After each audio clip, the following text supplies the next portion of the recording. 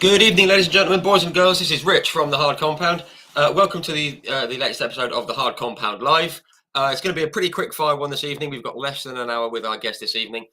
Just very quickly, if you want to check out the Hard Compound on Facebook, Twitter, YouTube, and Instagram, search for the Hard Compound. We put out 2 or 3 written articles a day about all things motorsport, from F1 to IndyCar to touring cars, rally bikes, and everything else in the form of race reviews, race previews, throwbacks, birthdays, favorite cars and bikes, and all that good stuff. So do give us a follow so you don't miss out on any of the good stuff. We also do live interviews, and we've had many terrific live guests from the world of F1, IndyCar, NASCAR, Aussie Supercars, bikes, etc. They're all saved on our YouTube in the live section and on our Facebook in the video section, and they will all be be made available on a podcast provider very soon. But as I said, we are pressed for time, so we are going to crack on this evening or this morning if you're tuning in from the home country of our guest this evening. He's a Supercars legend, a 4-time Bathurst 1000 winner, and he was recently over on the UK shores for the British Touring Car Championship Super Touring Power event. I need to say no more. We're going to bring him in right now. Please join me in extending a very warm welcome to Mr. Greg Murphy. Hi, Greg. How are you? Rich, good. Thanks, mate. Good stuff. Right, as I said, we're going to rattle through everyone. Thank you for getting this rescheduled at such short notice, and thank you for waking up so early. I understand, you're down there in New Zealand, so really appreciate you doing this. Thanks very much. No problem at all. Right, great stuff. Okay.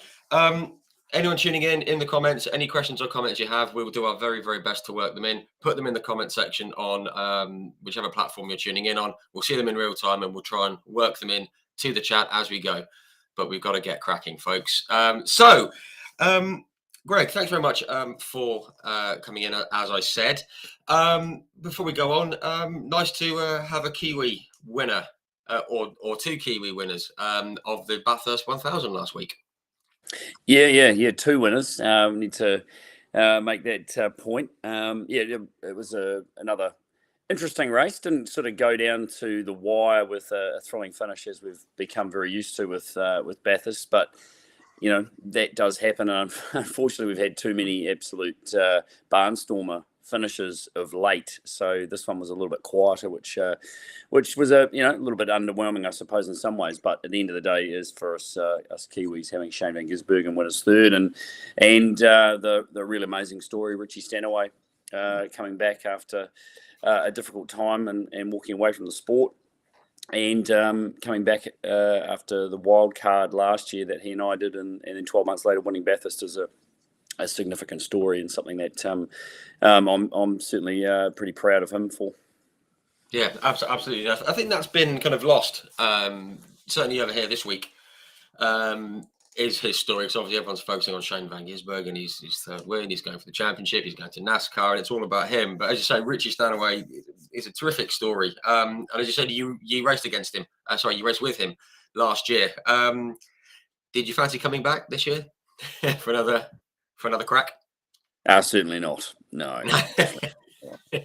No, I think that one's been done. No, great stuff. Right, well, from the present, we've got to go back to the past very quickly. And right at the very beginning, where did your interest in the world of motorsport come from, and when did you first want to have a go? It's a pretty sort of standardised, in many respects, kind of story. I started in karting when I was 8 years old. No connection with motorsport in any way, shape, or form. Before that, my dad and I wandered out to the local kart track one day and thought this looked like something that the 2 of us could do together, and it went from there. We joined the club, and 10 years of fairly intense sort of competition in karting in New Zealand. I mean, it started back in 1980 or 1981, I think it was, way back then. So 10 years of karting. There was, as I say, he didn't come from a motorsport background, so we didn't really know the ins and outs of it. I then won a scholarship, Formula Ford scholarship in New Zealand in 1990, and that gave me the springboard into having a crack at full scale motorsport, and sort of from that point, I immersed myself in it. It was something that I still didn't ever think was going to be a career path. This was 1990, but it was something that my dad and I, wanted to put a lot of effort into, and it was really just localized New Zealand sort of motorsport for a couple of seasons, and then I sort of went over to the US and spent about 3 or 4 months in the US with Dave McMillan, who's an expat Kiwi running Formula Atlantics in the US, because I just wanted to see what it was like outside New Zealand and what the opportunities might be. Came back to New Zealand, did a couple more seasons in NZ, and then I went to Australia after that in '94 to have a go at the Australian Drivers' Championship, which was really the instigator of my career, really, heading over there to do one round with the limited sort of funds that we had left in our bank account. And things sort of progressed, and I got an opportunity in Australia, and it built from there. So, it was sort of, just the real amateur side of stuff in New Zealand over the summer series, with, big breaks in between. We'd sort of finish our season by sort of end of January, early February kind of deal, and then you'd be spend the rest of the year until late in the like early December or December, sort of getting your money together to go racing again. So it was not a lot going on, not a lot of racing at all, and you'd sort of get all your season done in a very short period of time, and and then look for something else. So once I got to Australia, things changed in '94. Right. Okay. Just really quick. I mean, in those early formative years from the karting and the single season Formula Atlantics and everything that you did there, was your mind fairly set on the single seater route, or did you ever consider going down the touring car / supercars route at that time, or was it just a case of doing what you were able to do? A bit of all of it. I mean, I wanted to just be able to race, and in '94, when I went to Australia and raced in the Australian Drivers' Championship, I was in a Formula Holden, or Formula Brabham as they were called, and my dream at that stage was certainly racing single seaters, and I was a pretty big IndyCar fan. I really liked IndyCar, and at that time Scott Dixon was just finding his feet in New Zealand as well, and a few years later, the two of us were vying to get into Indy Lights at a similar time, although there was a big age difference between us at that point too. But I always had a dream of going down the single seater path, but it quickly got sort of split. When I went to Australia, I ended up doing the full Australian Drivers' Championship and the Formula Holden, but I was also dovetailing that with some touring car racing in James Kay's 1993 British Touring Car Championship Toyota Carina. So because the Australian the 2-litre touring car championship kicked off in '94 in Australia, and that's sort of how I got a connection then at that point with the guy Peter Adderton, who put together the wild card last year for Richie and I from Boost Mobile. He sort of gave me a chance back in '94 to get into touring car racing with the 2-litre side of things through '94, and that was when I did my first Bathurst in the Toyota Carina at Bathurst with James Kay, and then in '95 I was in with Brad Jones Racing the A4 Audis in the 2-litre championship. So Peter gave me that shot, and I was still really keen on single seaters, and I did chase that a bit further through the next few years before sort of realizing that that wasn't going to go where I wanted it to, and then I just focused on touring car racing, and I had at that stage raced and won Bathurst and been with the Holden racing team, and then had a chance to go full time in Australia as well, and get paid to be a racing car driver rather than continue to go searching for a whole lot of money to pay someone. So I made that call at the end of '98, and then just concentrated on supercars from that point on. And I think it's safe to say it was a pretty good choice. I mean, I was just going to touch on a few of the things that you've done in supercars, but you mentioned about Bathurst and that first running of it. Over here, I think a lot of people seem pretty sure that Bathurst is the only race of the Supercars season. It's like the Indy 500 and Indy cars. It's the only one that ever gets any traction, and I'm trying to change it. I keep covering things. Um, had you raced around Mount Panorama before that first running of the Bathurst 1000? No, not at And all. you'd never done it in certainly not in a touring car. No, never been there. Hadn't Wow. been there at all. So Wow. sort of turned up that week for the first time and had a look at the place I was as I said, it was 1994. The Australian Touring Car Championship was obviously a big thing, but they were only racing. There was only really back then only one race at Bathurst a year. Sure. Not like there is now, where there's more races like the 12 hour and other categories get to go there. There was basically only one race. So, I was in Australia for the first time in that year, and I was focused on the Formula Holden stuff, the Australian Drivers' Championship, and doing the odd 2 litre round. And then it was sort of flung on us quite late in the piece that we're going to take the car there and race in the great race. So. It turned up and saw it for the first time and went, this doesn't look like anything like it is on television. What's going on here? And got out there. This might be a daft question. What were your first impressions when you first went around Bathurst? Because I remember seeing it when I was a kid, 88, I think. One of my first memories is, I think, Johnny Cicotto hitting the wall in a BMW M3. And I was like you, just as a kid, I was looking at it going, what is this? What is this place? Because as a kid, you think that's incredible. I had the same thing about the Indy 500 the first time I saw it. It just had something different. What was it like the first time you rocked up and drove around? Well, it's all a long time ago. It's not that vivid as I thought it might be. But it was the fact that it just didn't relate to what you could see on TV. I mean, it still doesn't today.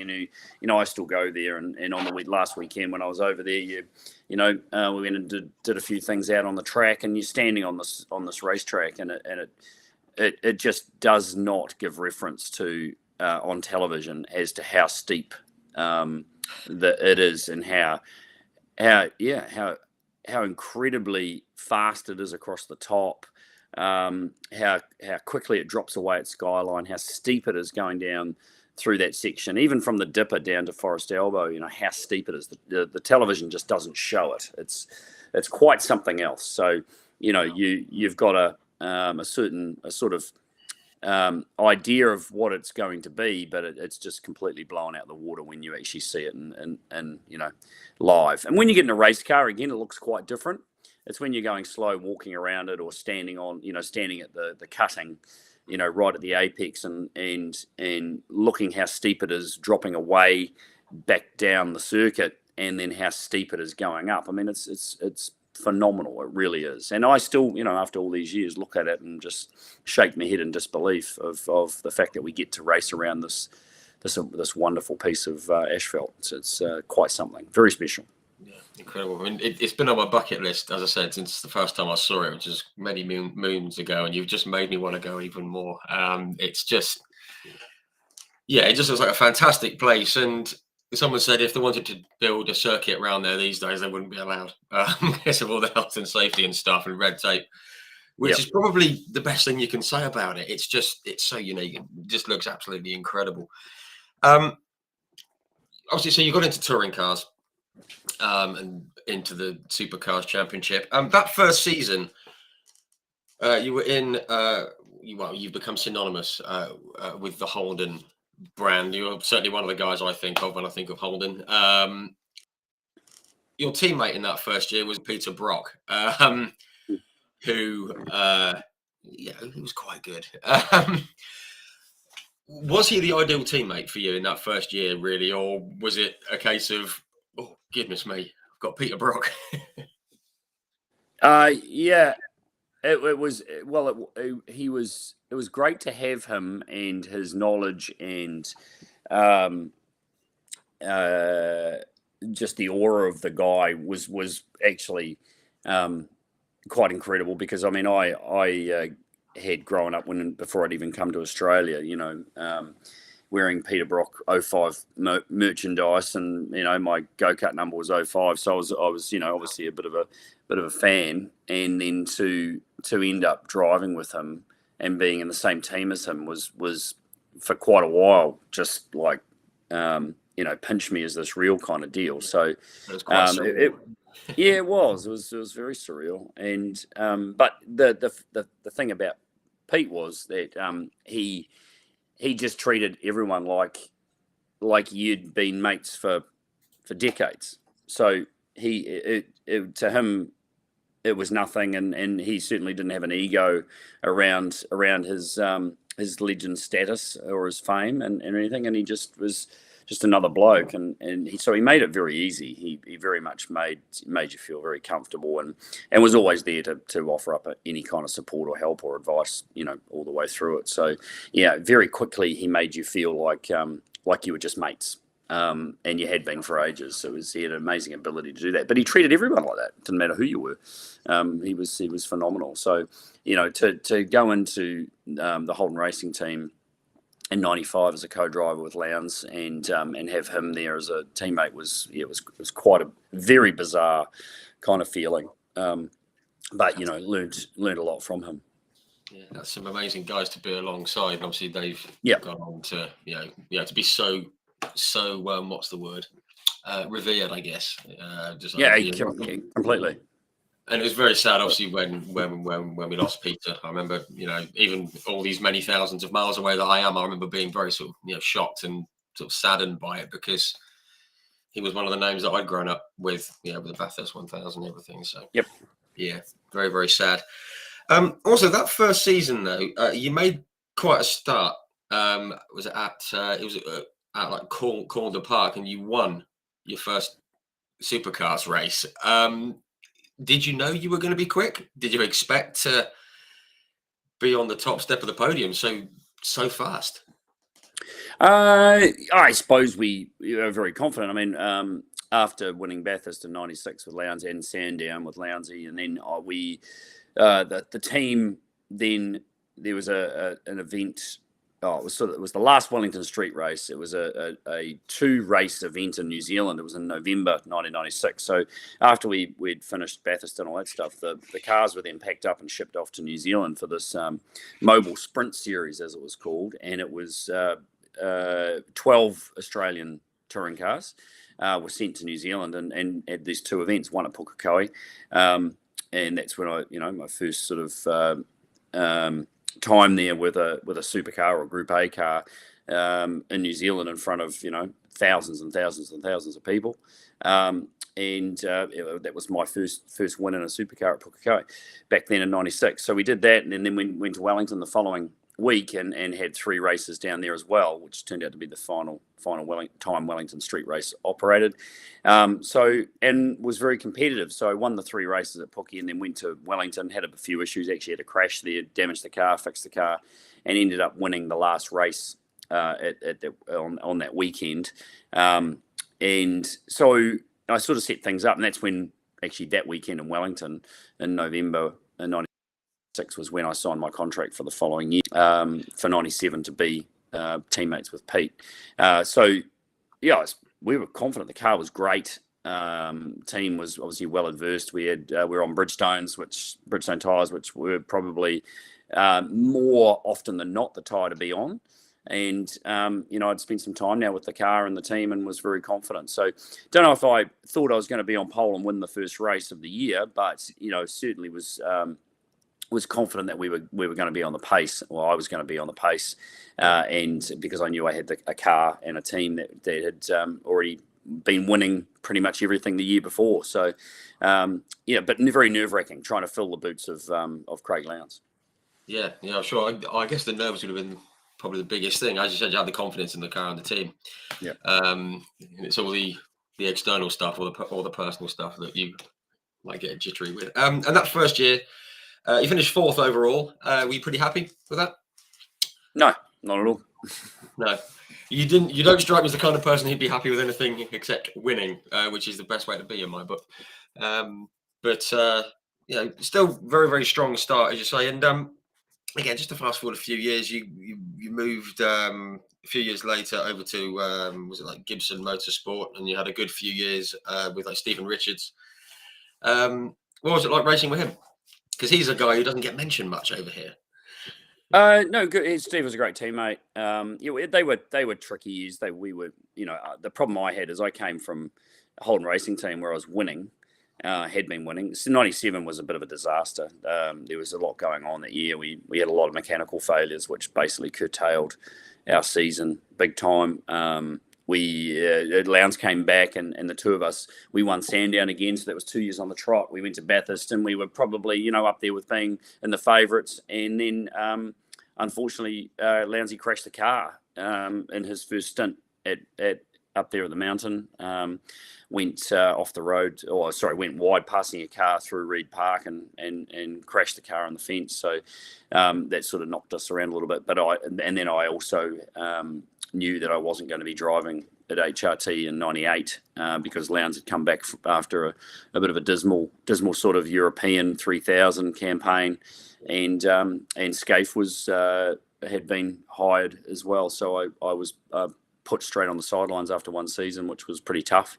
But it gave me a chance to focus a little bit more on trying to do the American thing and still chasing IndyCar situation, but which at the end was going to be a massive challenge through the financial side of things, which wasn't really we weren't really in a position to be able to do much about that. So and that's when the decision came to go to Gibson's and drive for Gary Dumbrell, who was basically sponsoring the team at the time and took the team over.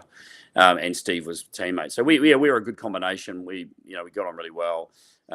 We did a lot of stuff together outside the racetrack, but it wasn't HRT. They didn't have the tools. There was a little bit of an old school thinking in that organisation, which was a bit of a shock to me because the Holden racing team was really moving forward. They were thinking about the future, and that's why I got the drive, because they were thinking about the future. Just the same as Craig, they were looking to bring in the future talent and replacing the likes of Brock and Mazzera.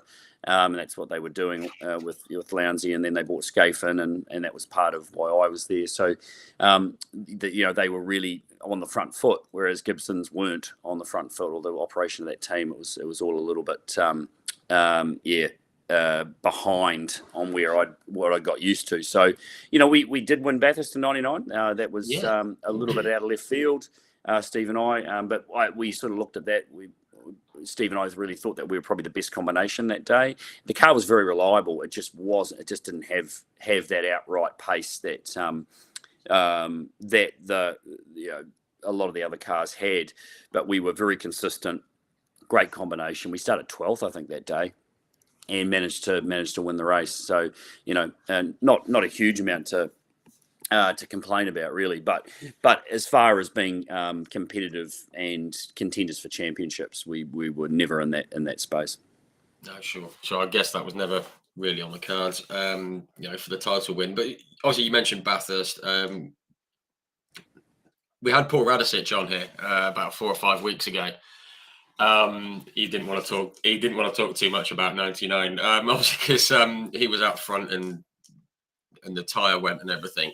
From your point of view, when you saw or heard that he was having issues so late in the race, what did you think? Was it just a case of, right, we just got to go and nail this, or was it someone looking down on me and smiling? Or I just wonder what goes through your mind when you've got that long old race, the biggest race in Australia, and suddenly it could be coming your way.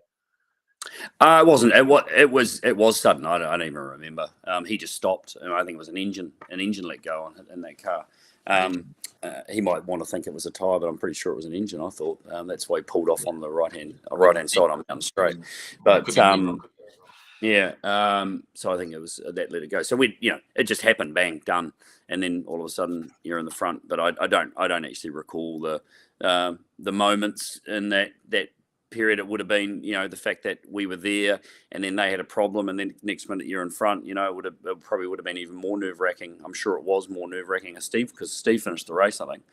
And And so sitting there watching and waiting was always a hard thing, because when something goes wrong with someone else, same as what happened with Shane Van Gisbergen last week. He was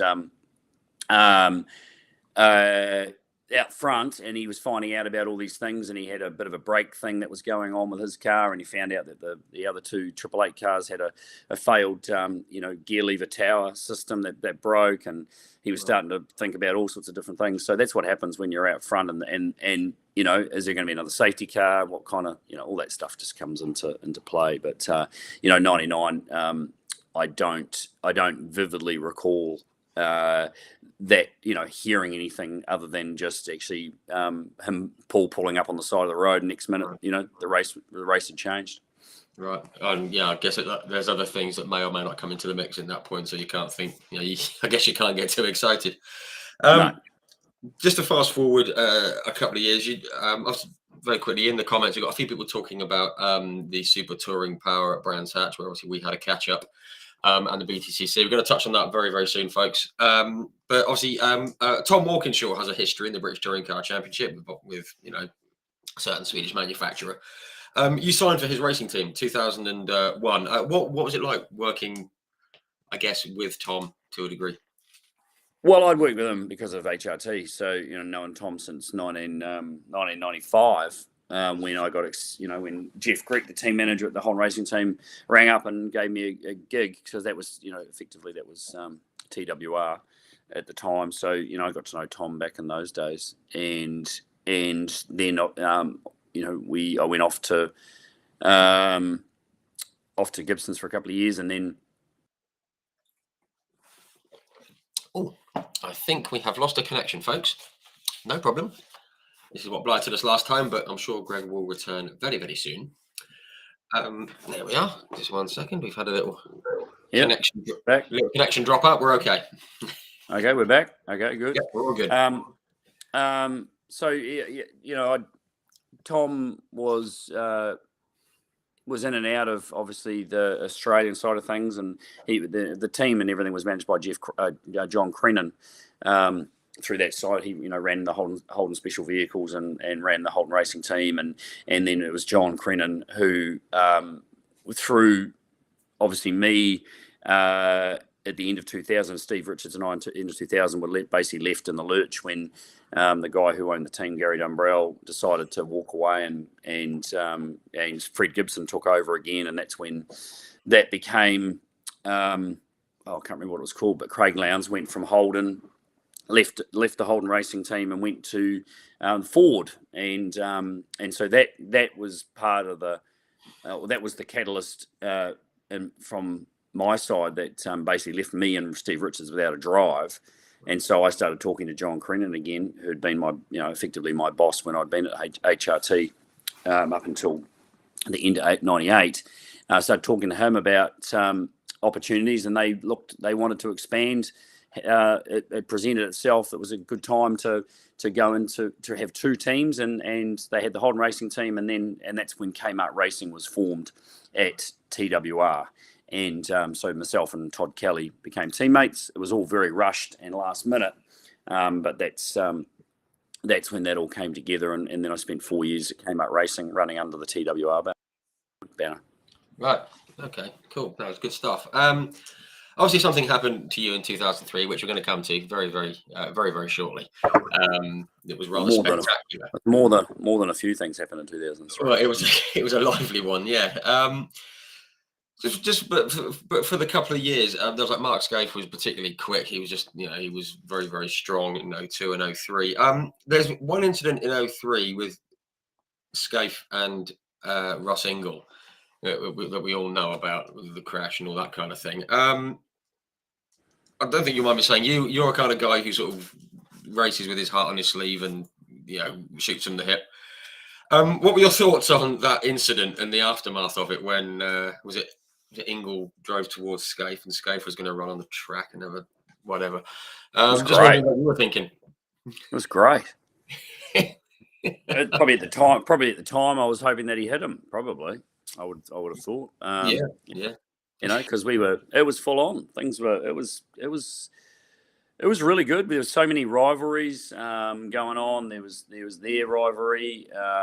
There was just so much passion, and there was through that period of time with the fans. Ford versus Holden was just at full strength. So it was there was proper dislike and rivalry stuff going on there, and it was huge. So I mean, we look back on it. And I think I was very, like Russell and Mark and a bunch of other guys. Well, I think we felt very fortunate to actually be part of that time in supercar racing. It was amazing. Yeah, it was pretty. As you say, it was pretty tense stuff. I remember it being. And 04, there was a title battle. Was it you and Richards, Brighton, Ingle, and Ambrose, and it was all very, very close in 04. And I do remember that. But just to come back to 03, something we've got to talk about, that lap at Bathurst. I've watched it back a few times, and it's still absolutely incredible that lap of the gods. I mean, I guess you've been asked to be to talk people through it again and again. Too many times. Yes, probably far too many, but. When you were going around, just very quickly, were you thinking this feels quick? Or were you just in a zone and just going for it? Yeah. I mean, the whole idea every time you go out on the racetrack, well, not every time, but certainly in a shootout lap or in qualifying, the whole idea is to go as fast as you can, right? I mean, otherwise don't bother. Yeah. So the shootout was always and still is a really important, integral part of the whole Bathurst history and the makeup of the great race, and it was a section of the weekend, and still is, as I say, that I think is really special. And qualifying was the focus was to be in the top 10. I mean, it was just if you weren't in the top 10 shootout, you were missing out big time. The opportunity to do one lap on that track all by yourself and give it 110% and be prepared to hang it in the wall, because that's every time I drove in the shootout, that's exactly what I was prepared to do, because it was an honor to be a part of it. So there's no point in being in it if you're not going to give everything you can to try and be on pole position the next day. So I separated those moments, because the race was the race, but qualifying was qualifying, the shootout was the shootout. They're all three very integral, important parts of that weekend, and I separated them because I wanted to be in the shootout and I wanted to be on pole. Just like I think most people, it's all the excuses afterwards that make me laugh. That it's a long race, it's 1,000 Ks tomorrow. It's like, oh, for God's sake. It's just, you're just saying that because you're not on pole. So so it was, I always focused on it, and I was lucky to have a crack at it a few times. Not as many as I probably would have liked, but to be able to be on that racetrack by yourself, be the fastest qualifier and be the last one on the track trying to beat everybody else was a pretty amazing thing. But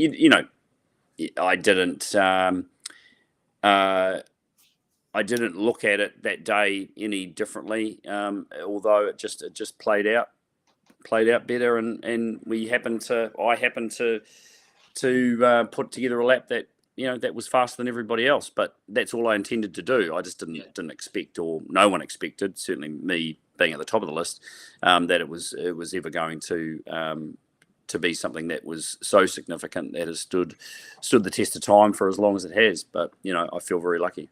Yeah, absolutely. And I mean, I guess there's the element of like just doing my job type thing, but the end result was pretty spectacular. And one of my favourite bits of that was when you drove back up the pit lane. Obviously, you'd been told the time, and there's a great shot of like John Bowe in the garage just looking at it, going, "What is he doing?" But that thing when you came back up the pits and everyone came out to applaud you, you were out of the car. It's one of the most sort of famous kind of moments, I guess, in the history of Bathurst. And I don't think we'll see that again, because Well, you can't. This, You don't drive up the pit lane backwards anymore. So. well, that's yes, going the other way up the pit lane. But I guess you just got caught up in the whole. You know, when you've been told how quick it was, did you just get caught up in it, and it was just like, I've got to enjoy this, or was it just spontaneous? Or oh no, I think it's the video. The video is pretty, pretty self-explanatory. You just have to watch that really to understand what it meant, and it didn't mean a lot. I mean, it didn't make a lot of sense. The time on the dash didn't make a lot of sense. It was like that. That's I was expecting a 7, to a 7 point something, but it started with a 6, so it was a little bit of a moment of what the is going on here, and without the all the teams coming and doing what they did in the pit lane, without that, the moment certainly wouldn't be what it was. That without doubt is the thing for me that means the most about the whole thing, and has added to I think the standing the test of time. Because of the reaction from the teams, I think we would have forgotten about it a long time ago if that hadn't been part of that day. Yeah, it's certainly very special. It's become I hate the word iconic, but it has become something like that. And of course, you went on and won the race, and this time you were in the car at the finish line. I might think I'm right in saying it was the first time you'd actually, it was your third win. It was the first time you were in the car when you crossed the line. And we saw how much it meant to you, and that must feel fantastic, knowing you're crossing the line first at Bathurst. Oh yeah, 100%. And again, it's terrifying in the last few laps when you're out front and there's no threat from behind, and just trying to maintain concentration and the thoughts of what it means starts to flow in, and you've just got to maintain and actually best thing you can do is actually drive fast, just drive flat out to maintain that concentration and stop trying to have your mind wander onto other things that at that point you shouldn't be thinking about. Yeah, sure. Just keep the focus, get it over the line, and then enjoy it afterwards. Following year, you repeated the trick, fourth time. The fourth Bathurst win. It was almost like a carbon copy, I guess, in some ways, but you beat like Lowndes and Seaton, which is a pretty formidable pairing. I guess it's impossible to categorize which is the best win and which is the worst, because it's a silly thing. But did it feel a bit more special having gone back to back? I guess you've won it the year before. People might be looking at you thinking, "You're going to do it again," especially with the lap from 03, etc., etc. Did it? I guess it just felt just as sweet to win it again. Oh yeah, I think doing 2 in a row is pretty amazing. Winning it once is incredible, and to have a few more trophies is I feel very honoured to do that. So back to back was and with Rick again, to be able to do 2 together like that, we realised the significance of it. That's for sure. But then I left the team at the end of the year, and the chances of that happening again were pretty much done at that point. But any win there is significant, and they're impossible to try and kind of order, because every one is a different story, a very, very different story. Yeah, and I don't think they need to be put in order, do they? You just enjoy it. As I said, I've spoken to some winners of Le Mans and some multiple winners, and they just say the same thing. I'd like Emanuele Pero, and he's just said, I've been asked so many times to put them in order, and he said, there's no point. Just enjoy them all. You wouldn't dishonour one by trying to do that either. No, exactly, and that was his point. He said, they all mean as much to me as the last or the one after. So, no, great stuff. You mentioned that you left the team afterwards. Was it to Paul Wheel Racing, wasn't it? A bit of a mixed bag that year. I mean, you had some wins and a few podiums, and you won at Surfers Paradise, very cool circuit.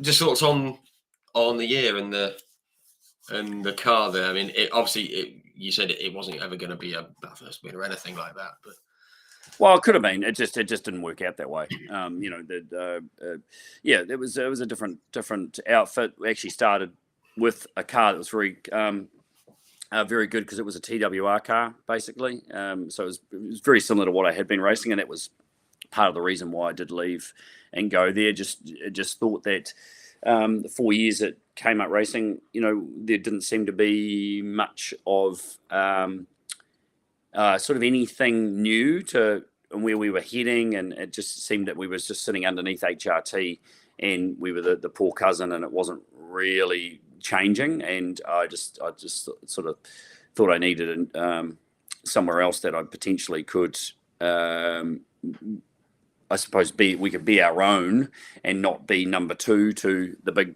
mothership kind of deal. And there was lots of really positive things on the table with Paul Wheel Racing and Keys Wheel and Paul Wheel and the ownership group there. So, and we had some really positive stuff, but it just sort of started to falter there towards the end of the first year. And then 2006 was a really bit of a disaster all around. And then I left and went to Tasman Motorsport, which was a team that was owned and run by a group of Kiwi businessmen, investors, and also my father was involved. And so I went there for a few years, but again, that was pretty lackluster overall as far as performances go, and we really were struggling to fight against the might of some of the bigger organisations.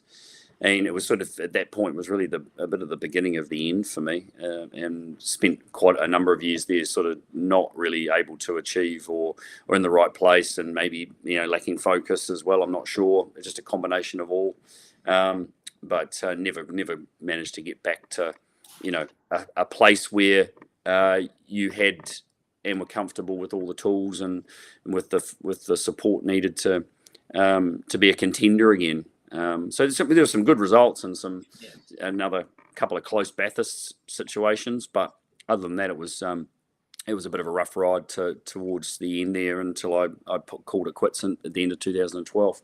No, sure. No, that's great. Thank you for cramming all that in. I know we're a bit short on time, which I'm very aware of. Just a couple of things you said. That was an opportunity to maybe do something new, something a bit different. One thing I do want to touch on that is a bit different. People might not know. You raced in the 24-hour race in France that we all know about. The 24 hours of Le Mans. Excuse me. Bucket list item for many drivers and for fans as well. Just very quickly, how did that come about? And obviously, you obviously came second in class as well. Yeah. So 96 was a big year. It was.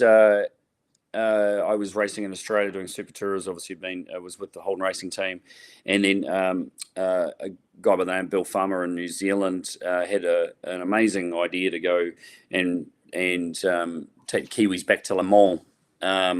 It was 30 years since the win there of Chris Amon, Bruce McLaren. So he had put together a project, and he was a big Porsche guy. I love Porsches, and we had a 911, a GT2, which was the class GT2, and we went to Daytona and raced over there, and the whole idea was to go back to Le Mans, which we did, and it was two car operation. And I was very lucky to be one of the drivers that had the chance to do that, and it was just an incredible experience, amazing experience. It was like turning up to Bathurst for the first time, but on steroids. It was just this place was just out of this world, and I don't think I ever really made the most of it because the limited amount of time in the car and that kind of thing. But it was something very special, and I just thought and assumed very incorrectly that I would, after doing it once, I'd go back and do it again, and unfortunately I never did, which was which has been something that I sorely missed. I think the Le Mans is just a phenomenal event, and that one of those incredibly iconic, if not the most iconic, motorsport events in the world. So, I'm a big fan of sports car racing and WEC, and I love the whole Le Mans storyline. Yeah, it's fantastic, and I guess even though you've only done it once, you must be proud to say, "Look, I've raced at 24 hours of Yeah. Le Mans." I mean, that Well, we finished. I mean, it wasn't bad. We finished second in class as well in GD2, and we were 14th outright. So even just getting to the finish, is an achievement, isn't it? It was it was just an incredible thing to be a part of. And as I say, I was very thankful that I got the chance. Yeah, fantastic, and it was great to see Ferrari win it this year. It's nice to see them back. Yeah. Back and winning it. Very popular win. Right, very quickly before we get to some of the BTCC stuff, and we need to wrap up very, very quickly. 2003, your only Bathurst 24-hour race, and you went and won it, which is pretty good. Well, more than pretty good. Is it a different kind of mindset to going into the Bathurst 1000, knowing it's even longer, different kind of cars and all that kind of a thing? And I guess it's another pretty cool thing to have on the CV, I guess. Yeah, well, I mean, the 24 hour didn't last for long, did it? It was only a few years that it sort of went on for. Yeah. And in 2003, there was the two factory Holden 427 Monaros, competing in the race, and we ended up being really the two cars that were at the front of the field. They were very well run by Gary Rogers Motorsport. And they were a serious bit of kit, and I suppose it was quite challenging just to actually drive Bathurst for that period of time through all sorts of different conditions, and drive them to a speed that was looking after them. And we were very under strict orders to drive them at a certain lap time to make sure that we got both the cars, all the 8 drivers got both the cars back at the finish. And there was a few challenges throughout, but I suppose we really weren't challenged by too many other cars. They sort of fell by the wayside, not quickly, but just sort of fell by the wayside. And it came down to the two Monaros basically being the cars to actually try and beat each other to the finish. And that's exactly how it happened with 8 minutes to go.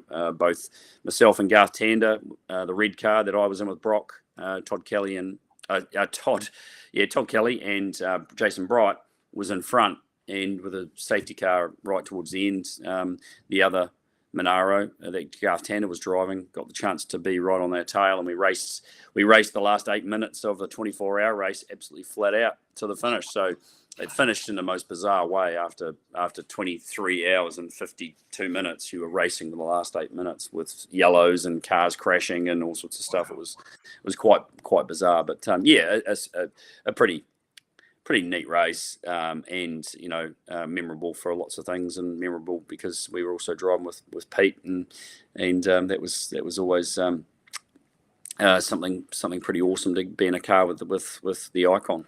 Yeah, amazing. It's like that finish just sounds just like of Bathurst. Just absolutely crazy. It's become famous for it. Right, I'm just going to move on. Excuse me. Move on very quickly. We've got in the comments. We've got Stu Waite. He says, "Hi, Greg. Spoke to you at Bathurst and raced at Brands Hatch same weekend as you." Which brings us nicely on. Excuse me. There goes the phone. Brings us nicely on to the Brands Hatch event this year. As you probably realised, I was very excited that you were there because I emailed you within about half an hour of the news breaking. See if I could have a catch up. It was a fantastic event, wasn't it? And a lot of BTCC fans tuning in. Great to see the 2008 2009 car. I actually love that. But you got to drive the Matt Neal 1999 Nissan Primera.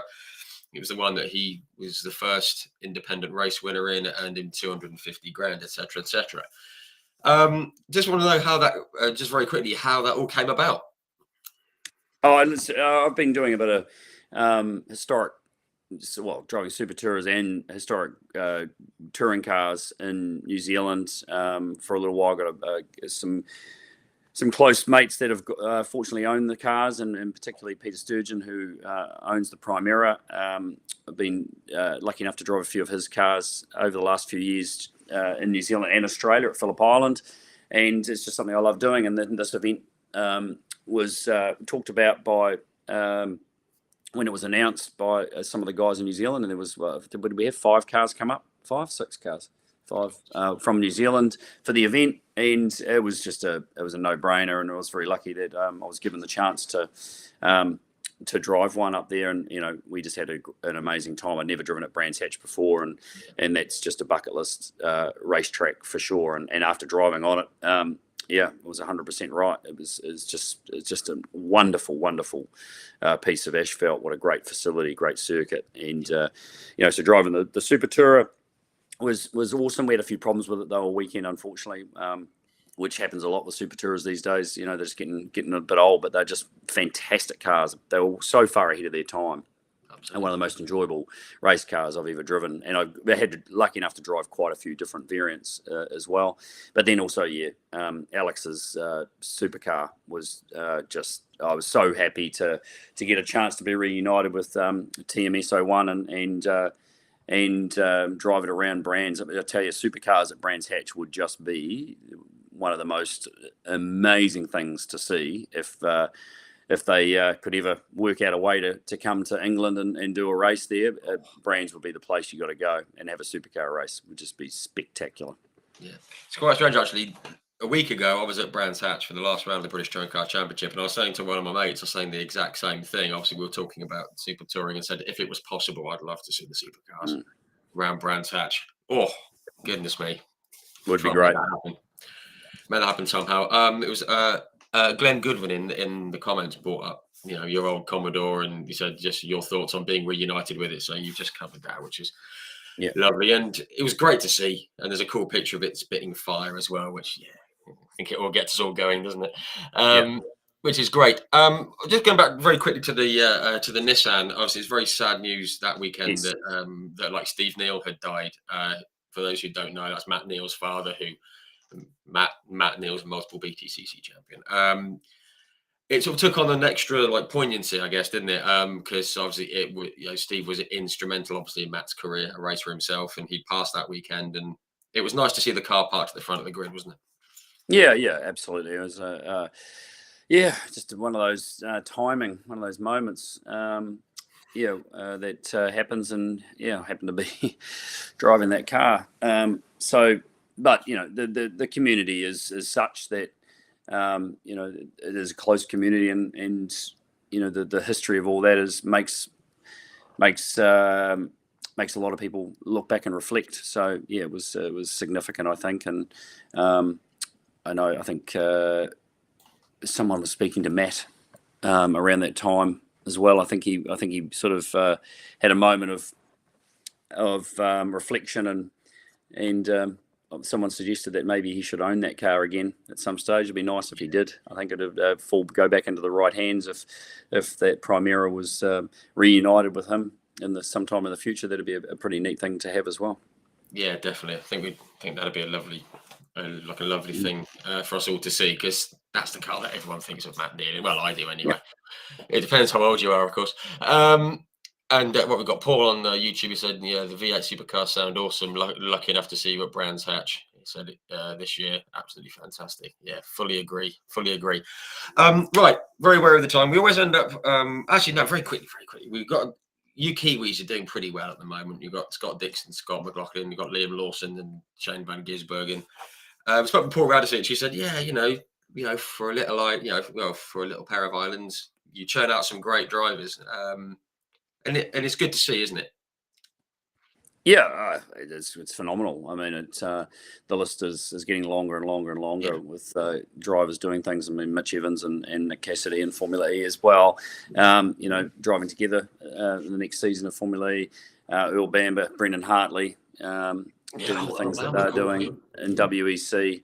The list goes on, and we've got some phenomenal other young talent that's coming through that will be on the world stage very soon too. So it's spectacular, and we love seeing and hearing and about the Kiwis doing well, and on every top echelon of every form of discipline in motorsport is pretty spectacular. Yeah, which is great to see. And New Zealand gave the world Dick Bennett, which we should all be very, very grateful for. Dick Bennett, one of my all-time motorsport heroes, going back to Hakkinen and Leto in the F3 and like West Surrey Racing, and Very top much. guy. I've had a chat with him. Legend. Okay, just some fun questions just to wind down, because I know you've got a lot to do today. We've got Thomas Lloyd on YouTube. He said, yeah, big fan of your driving style and your attitude towards the sport. Fully agree. Would like to know, what is your favourite race car you've driven, new or old, and also your favourite circuits outside of New Zealand and Australia? Ooh, Oh my goodness! yeah. I haven't driven on enough circuits outside New Zealand, Australia. Unfortunately, Brands is definitely right there towards the top of the list these days. After having a crack at it, Great. no question. A Spa. I never got to drive a Spa. Spa's got something about about that I think, again, that iconic nature of it. I think I would love to have had a chance to probably drive at Spa. And there's a couple of tracks in America, Road America. Yeah. For me, maybe one of the all-time greats, and I haven't had a chance to drive that. Was there in June watching IndyCar, and it's just what a place, what a venue. So underrated. It's on my list. Yeah. So that I think up there, race cars wise, one of the most bizarre things and cars that I got to drive was the LMP1 Panos back in 2000 with David Brabham.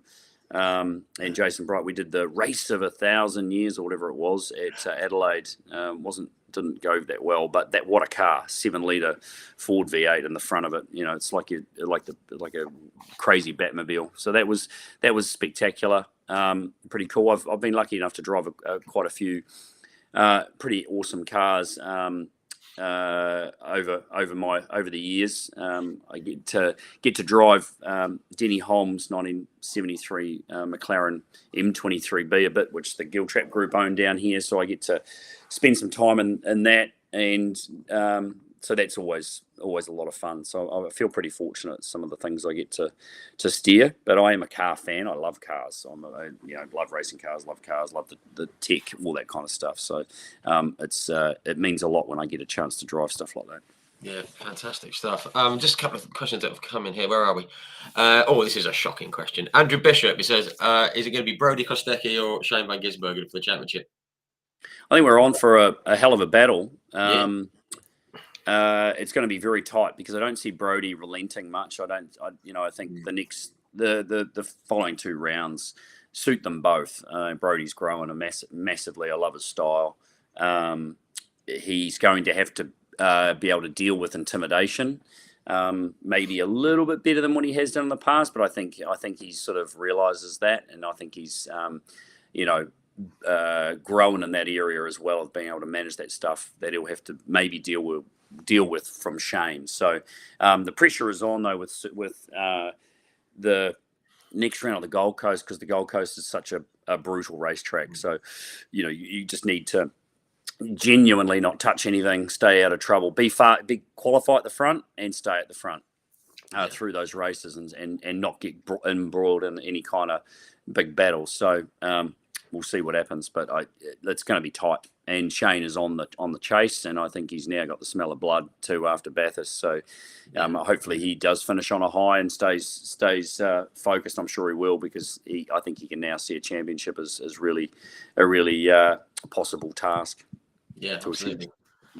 Mark Nichols has just said, I think Brock will have a say. Yeah, Brock Feeney. Yeah, and I think so too. Yeah. I think you're right, which is awesome. I think Brock's he's evolved just brilliantly this year. I really, really, I wasn't so sure about him, and then he won that race at under pressure from Chaz Mostert at the end of last year, and that just turned him around. And this year he's just been awesome. I feel for him for Bathurst. I mean, his emotion's fantastic, and he will have his day at Bathurst though. The pain is real, and he's felt it, but I think it'll make him stronger. Yeah, absolutely. I'm going to stick my neck on the block here. I'm going to say Brody to win it, but I might regret that. No reason for it, just got a feeling. Right, okay. Final question from the comments. We got Diffan Wynne Evans. He says, "Is there a championship you'd love to have a go at but haven't? I guess would it be IndyCar?"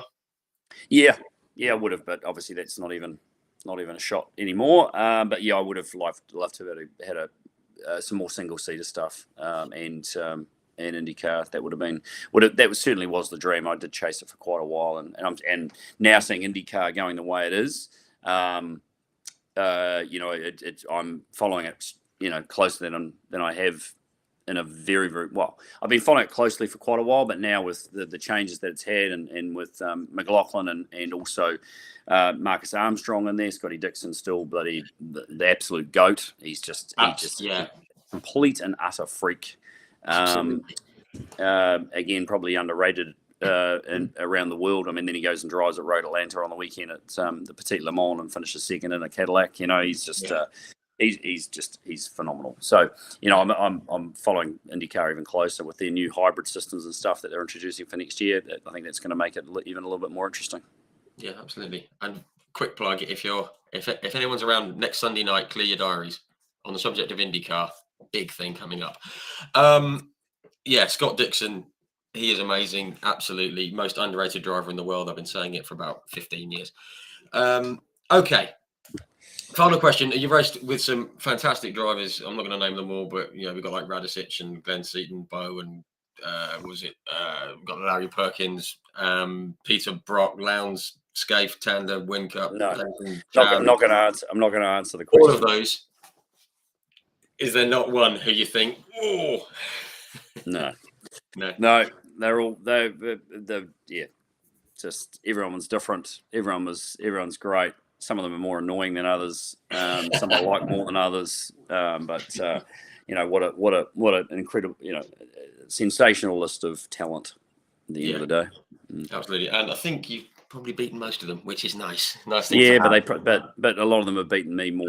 So. Yeah, goes both ways. No, fantastic. It's a proper answer. There's no need to pick one, just like the Bathurst wins. Right, Greg, we said it'd be about an hour. It's been an hour. I know you're very, very busy, so I'll let you crack on. But thank you very, very, very much for coming on and having a chat. This morning, where it is there. Really, really appreciate it. Thanks very much. Great stuff. Cheers. Good on you, mate. Thank you. Nice one. And thanks to everyone for tuning in. Appreciate all the comments and questions. Hope we covered it all. And we'll see you this time next week. Take care, guys. Thanks very much.